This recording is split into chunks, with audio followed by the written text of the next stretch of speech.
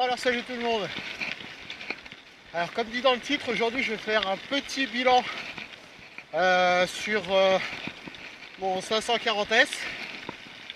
Ça va faire bientôt, je vais tricher, mais ça va faire bientôt 6 mois que je l'ai. Avec à peu près 500 km effectués. Bon, à plus ou moins 100 ou 200 km près. Hein. On doit être dedans.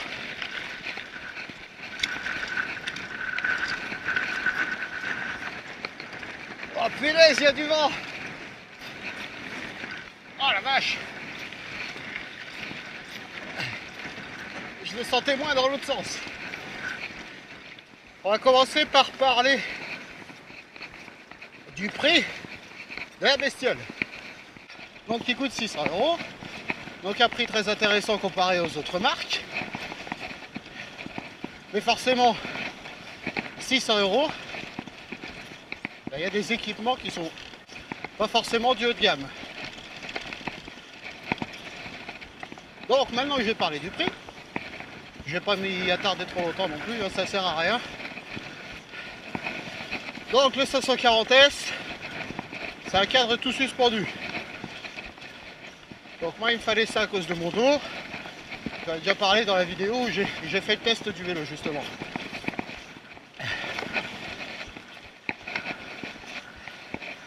Donc en termes d'amorti, on va commencer par là. Donc la fourche avant. La fourche avant, c'est une fourche à ressort, à l'ancienne. Vous pouvez régler la dureté et puis aussi la bloquer. Alors, la fourche est très progressive. Bizarrement, je la trouve assez efficace. J'ai eu l'occasion de faire la forêt de Fontainebleau, donc descendre des rochers, tout ça.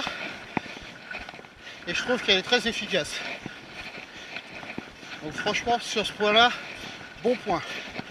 Après, le point négatif, c'est qu'il a fallu que je l'emmène en OSAV, car suite à la première rando que j'ai fait, elle faisait des bulles quand elle travaillait.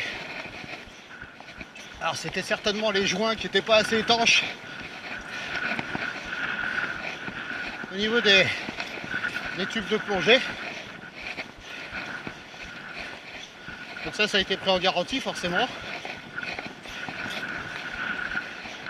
Et depuis, aucun souci. Punaise. Toujours que je parle dans des côtes. Alors, ensuite l'amortisseur central. Donc lui c'est un amortisseur à air. Donc on peut régler en fonction de son poids et de la dureté qu'on veut mettre sur l'amortisseur. Alors il fait le taf. Pas de souci là-dessus. En plus il est léger. C'est l'inconvénient, parce qu'il en faut un. C'est que je pense que de retour de SAV, Decathlon en ont profité pour le graisser aussi. Et le truc c'est qu'il fait un bruit de fou. J'ai l'impression d'être sur un vieux lit. Donc ça couine. Alors après, c'est pas pour ça qu'il perd de l'air. Hein. On va dire que toutes les semaines, je remets 10. Alors ça va être PSI. J'ai un trou de mémoire, mais je crois que c'est ça. Donc pour moi ça reste raisonnable. Alors après, le vélo ira quand même voir Decathlon à partir de novembre pour faire le point là-dessus, pour être sûr du coup. Il est encore garanti, donc autant faire les choses. Voilà, donc ça c'est pour la partie amortissement. Alors pareil, c'est un bon franchisseur. Ça a beau être un VTT de randonnée, on passe quand même assez facilement les obstacles. Alors à raison gardée bien sûr, hein. Il y a des choses qu'on ne peut pas faire. Mais dans l'ensemble il est très polyvalent et ça va, il est efficace. Alors ensuite, on va parler des freins. Alors ça, les freins, donc c'est de l'hydraulique, Tektro, donc c'est la marque de chez Decathlon. C'est des disques en 160 à l'avant et à l'arrière, hein. Alors, les plaquettes, j'en ai aucune idée. Tout ce que je sais, c'est que là c'est rodé, donc je peux enfin en parler. Alors les freins, j'ai pas grand chose à dire en fait sur les freins. Quand tu appuies ça freine. Pour ceux qui ont été habitués au patin ou au disque à câble, c'est un autre monde. Là ça y va. Le mordant est bon. Franchement quand tu appuies, bah, ça freine. Tu appuies un peu fort, bah, tu dérapes hein, forcément. Ça répond tout de suite. Voilà, il n'y a pas de point négatif là sur le coup, vu que je pense que j'ai fait un rodage correct. Les freins s'en portent bien, donc voilà, pas de soucis. Alors ensuite, donc les freins c'est fait. Alors la position sur le vélo, alors moi je l'aime bien. Je peux pas, alors, en fait on peut pas juger la position, ça dépend tellement de paramètres en fonction de la taille. Alors, il y a la taille des jambes, il y a la largeur des épaules, il y a plein de choses qui rentrent en ligne de cause que bah, moi je peux juste dire que je me sens bien sur le vélo, voilà, c'est tout. Alors ensuite on passe à autre chose, on va essayer de faire en sorte que la vidéo ne dure pas 3 heures, ce serait bien. Oui, les pneus. Alors les pneus c'est du between, du all-terrain. Alors comme leur nom l'indique, c'est fait pour aller sur un maximum de terrains différents. J'en chie. Donc un pneu polyvalent. Alors polyvalent ça veut tout et rien dire à la fois.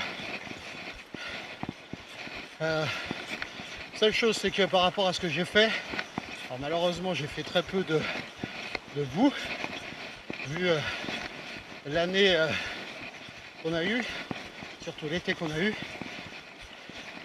Donc sur sec forcément ça va, le rendement est bon, on force pas trop.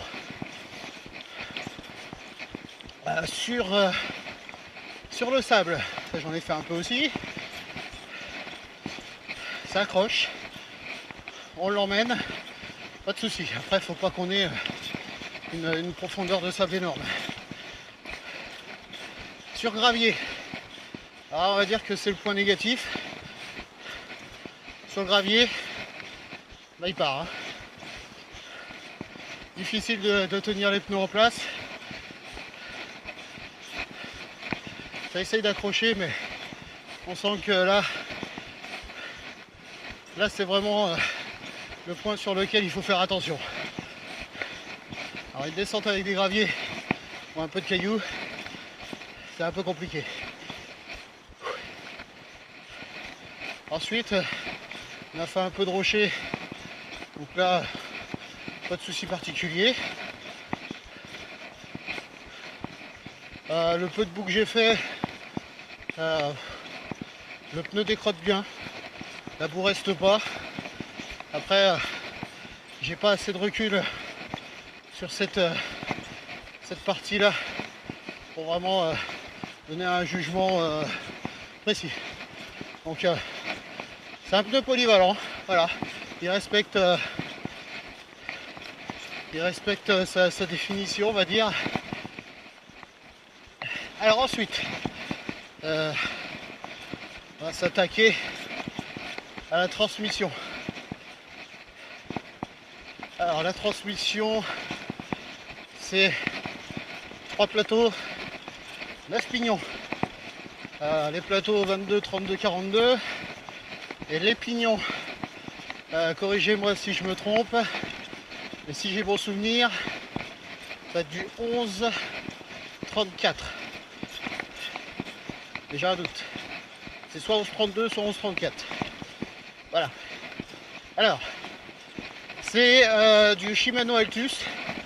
Alors Shimano Altus, c'est l'entrée de gamme. Voilà. C'est le premier prix, on va dire. Quoique, il y a peut-être moins cher, mais ça fait partie des premiers prix chez Shimano.